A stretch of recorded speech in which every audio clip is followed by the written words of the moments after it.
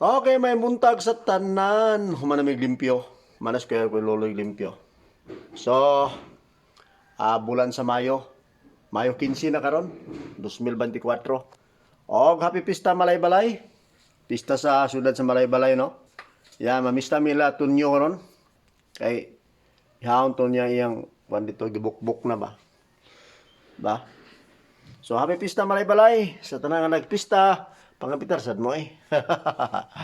So, yes, amping tatanan no sa kapistahan di sa Malay-Balay. Okay? Og padayon sa tas atong gibuhaton tungod lagi kay bisan pista pero kita na man tay mga obligasyon sa pagtrabaho. So ingon ani, no? Padayon may mga trabaho. So kung doon mga imbita sa pista nila, respetahan man na, di ba? Sir Tonyo, ang taga-sumpong, nagilom-hilom kay busy ka mo siya.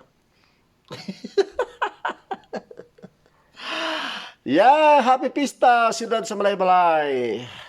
Di ba? San Isidro, Labrador ba? San Isidro ba, Barge? San Isidro ang pista ron? Si San Isidro no ang magbubuot sa mga mag-uuma.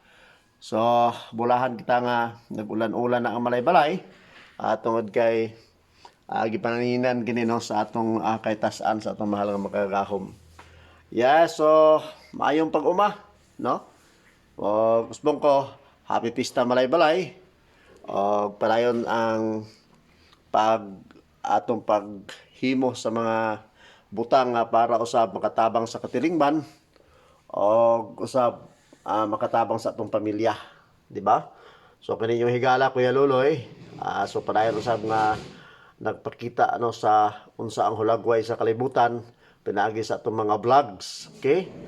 So padayon lang kita no sa atong kinabuhi aron padayon usab kita nga atong matulid no ang mga baliko sa miagi. So padayon sa kita no sa nagaanam ang atong edad o kataas, so kita sa nagaanam og pag-repair sa atong kaugalingon, di ba? So katong wala pa ma-repair, pa-repair na mo sa inyong kaugalingon kay para sumabot na makaadlaw may atong paglawig o sa laing kalibutan.